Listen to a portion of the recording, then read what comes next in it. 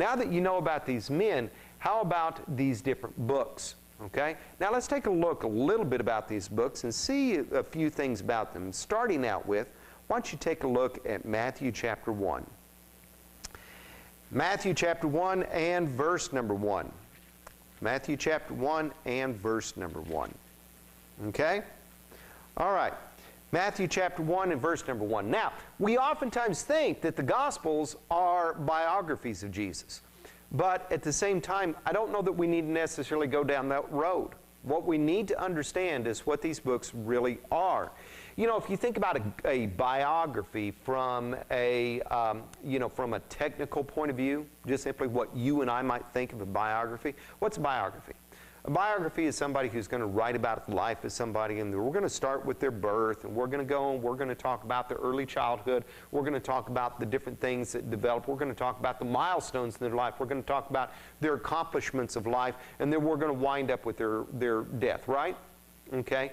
Well, if you look at the Gospels from that point of view, you kind of miss the boat a little bit, because these are not necessarily supposed to be this unopinionated, unbiased biography of everything about Jesus' life. Instead, these are supposed to be God's witnesses of who Jesus was and what Jesus did. And we kind of see this starting out in the book of Matthew. Notice this is how Matthew starts out the gospel. Matthew chapter 1, verse 1. A record of the genealogy of Jesus Christ, the son of David, the son of Abraham. Okay? Sounds exciting so far, doesn't it?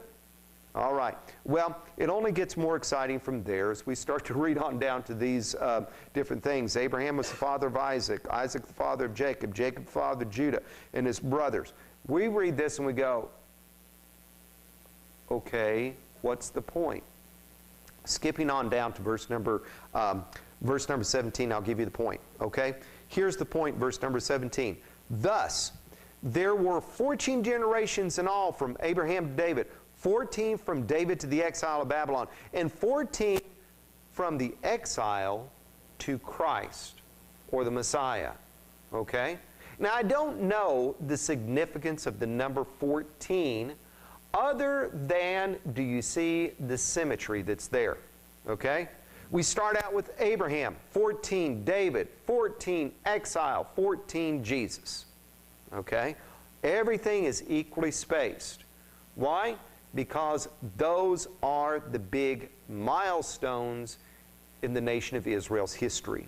Abraham, the start of the nation of Israel. He was the father of the Jewish people. God was the one that selected Abraham and gave him the promises and the covenants. Okay? David. Who is David? David was the king who was a man after God's own heart. Remember, we looked at that? And David was the man that God also made a covenant with. Okay? And the covenant was that he was always going to have a descendant sit on his throne, meaning a Savior, a Christ, a Messiah. All right? The exile. Why the exile? The exile because at that point God said, enough is enough. Israel has sinned against me so much, I am sending them off into Babylonian captivity. But at the same time, because of his promises to Abraham and because of his promises to David, he brings them back from captivity and promises that one day he's going to send someone to be their Messiah, their rescuer, their deliverer, the Christ. And then 14 to Jesus. You know, Matthew, who is a Jew, really was writing to Jews. We see more Old Testament scriptures in the book of Matthew than we do the other Gospels. We see that Matthew is not only telling about Jesus' life, but it's telling about Jesus' teachings. We see large sections of Jesus' teachings intermixed with all the things that he did. All right? As a matter of fact, if you want to know a chronological account of the life of Jesus, none of the Gospels really hold to any kind of chronological account. That's not their point. Instead, the point is that God is trying to say through Matthew, here is my son in the perspective of being the King of the Jews. Now, moving over to the book of Mark, chapter 1. Book of Mark, chapter 1. And see, this is where I say that you really can't say that these are biographies in the strict sense of the word, because not only do they not really adhere to any kind of chronology, instead they're adhering to subject material. But if you take a look at Mark chapter 1, in verse number 1, this is how it starts out. Mark chapter 1, verse 1. The beginning of the gospel about Jesus Christ, the Son of God. Okay? And then he starts to talk about how Isaiah prophesied about John the Baptist coming. There is nothing in the book of Mark about Jesus and his birth. There's nothing in the book of Mark about his early childhood. There's nothing to birth. As a matter of fact, it starts talking about John the Baptist, and then all of a sudden it jumps right into Jesus' baptism and starts to jump right into his ministry. Okay? Instead of a biography, notice that he says this, the beginning of the gospel. And by the way, that's where we actually get the words gospel. And if you want to know where we get the word gospel from, it's actually a man by the name of John Wycliffe who translated the Bible way back in the 1300s. And he looked at this Greek word, which means good message, and he said, okay, that's like good story. Okay? And good story way back in Old English was Godspell. Okay? And so it just kind of abbreviated since then to say gospel. And what is the gospel? Well, the gospel is just simply a good story. It is a good message.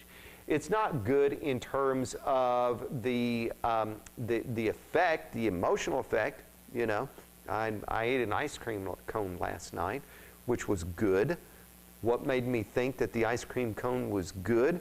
Because of the nourishment that it gave to my body? No, it was because it just tasted good. It made me feel good. All right? That's not exactly what we're talking about. But instead you have the idea about something being good because it's something that's being substantive. It's something that's being right. It's something that is being dependable and trustworthy. And that's what makes a good news. That's what makes a gospel, as a matter of fact. But in the book of Mark, we really don't see a whole lot of real specific reason and detail about the book. But this is one little tidbit of information about the book of Mark that I found interesting, is that the book of Mark has 8 Latin words in it that are just kind of transliterated into Greek and then is translated into English. And you say, well, why would he do something like that? Well, that leads a lot of people to think that Mark was writing his gospel to people who were Romans, people who spoke Latin. And if you think about Romans, you know, the Romans were people who were conquerors. The Romans were people who were mighty. The Romans were people who dominated everything. But one thing that we find in the book of Mark is the idea that Jesus is not here to dominate, to conquer, to control, but instead we see Jesus being a servant for many. As a matter of fact, take a look at Mark chapter 10 and verse 45. Mark chapter 10 and verse 45. Mark chapter 10 verse 45, here is something that Jesus told his disciples, and you'll find this idea all the way through the book of Mark. In Mark chapter 10, we see that James and John come to Jesus and say, hey, when you go back to be with the Father, or when you come to restore the kingdom, how about if we set your right hand to your left hand? You know, how about if we be your main guys?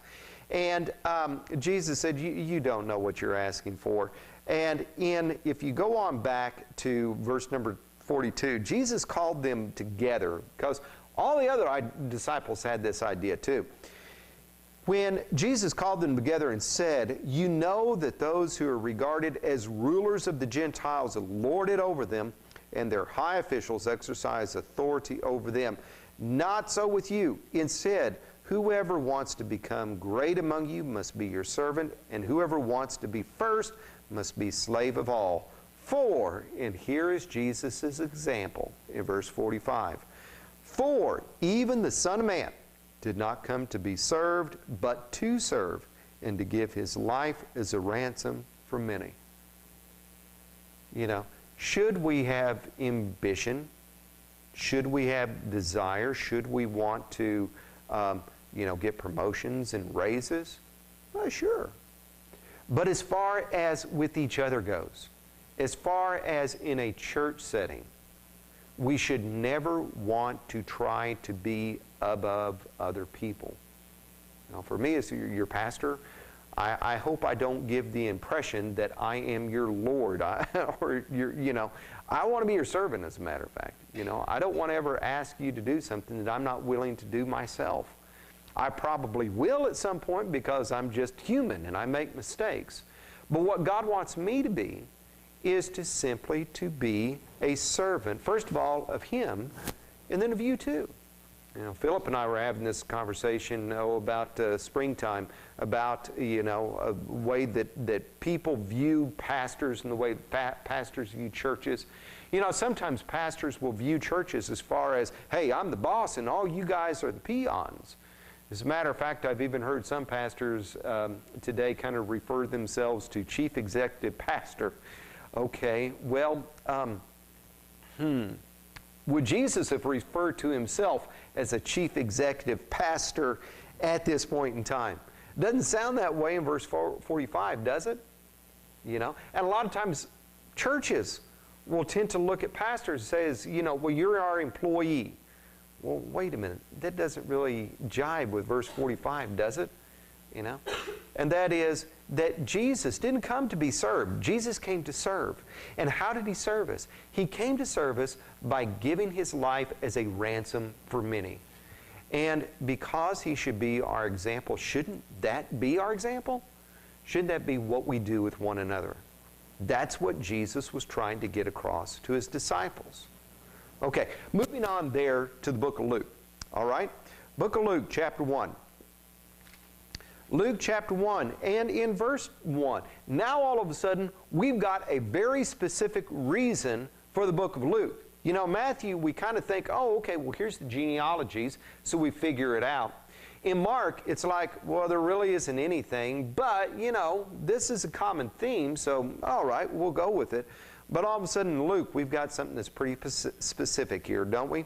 And that is, in verse number 1, it says, many have undertaken to draw up an account of the things that have been fulfilled among us, just as they were handed down to us by those from the first were eyewitnesses and servants of the word. Therefore, since I myself have carefully investigated everything from the beginning, it seemed good also to me to write an orderly account for you, most excellent Theophilus, so that you may know the certainty of the things you have been taught. Now, if you go over to the book of Acts, which is a book that Luke also wrote, you see that that's also addressed to Theophilus. And so Theophilus was a man that was probably somewhat of a high government official. He is somebody who was a Christian because it says there that, the things that he had been taught. But Theophilus was a man who was a high government official. And some people think that, got the Gospel of Luke and you've got the book of Acts, that these are, kind of volume 1 and volume 2, if you will, of Luke's writings. And if the book of Acts talks about and ends with Paul being in Roman imprisonment, that Theophilus could have been like his lawyer, could have been there to help him with his case. Now, if that's true, then Acts and Luke are kind of like defense records, if you will, of Paul and what he's there for. He's on trial for the defense of the gospel. He's on trial for the resurrection of Jesus Christ. And so here is an orderly account drawn up of all of these things about Jesus' life. And here is also in volume 2 with the book of Acts, something drawn up about Christianity leading up to Paul. Okay? All right. What about the book of John? Let's take a look at John and what John says in the very first verse. Book of John, in the very first verse, it takes a totally different approach on Jesus' life. As a matter of fact, book of John is totally different from these other 3 Gospels. These other 3 Gospels, if you read it and you read another one, you read the other one, you see that they're all very similar to one another. But the book of John is very different from one another as well. But you see in the very first verse, it says, in the beginning was the Word, And the Word was with God, and the Word was God. Now, there's a long explanation about why the word is used here. But to simplify it, if you take a look at verse number 14, this is Jesus. And you say, well, why is it Jesus? Because in verse 14 it says, the Word became flesh and made His dwelling among us. We have seen His glory, the glory of the one and only who came from the Father, full of grace and truth. And so here is Jesus. And how is Jesus being portrayed here? Jesus is being portrayed here as God's Son. And if you read through the book of John, you see Jesus being portrayed not just simply as a great man, not just simply as a great prophet, but you see Him being portrayed as God's only begotten Son. That He was with the Father, and He became flesh and made His dwelling amongst us. And we beheld His glory, as John said. The glory is the only begotten of the Father, full of grace and truth. And why is that? Well, if you go on to the end of the book, John chapter 20, and verse number 30. John chapter 20 and verse number 30, he says this. John chapter 20 and verse number 30. He says, Jesus did many other miraculous signs in the presence of the disciples, which are not recorded in this book. But these are written that you may believe that Jesus is the Christ, the Son of God, and that by believing you may have life in His name. There we go. There's the purpose of the book of John right there. Not just simply to give us the facts and the figures and the details of Jesus' life, but to show that Jesus Christ is the Son of God, that Jesus Christ was the one that God sent, and the reason for it, and the reason why this book is written, is that we can believe it. That we can believe that Jesus was the Son of God, that we can believe that Jesus is the Christ. And what's more, not just simply that we can say, oh, okay, I know that, but that we can have life in His name, everlasting life. We can have salvation.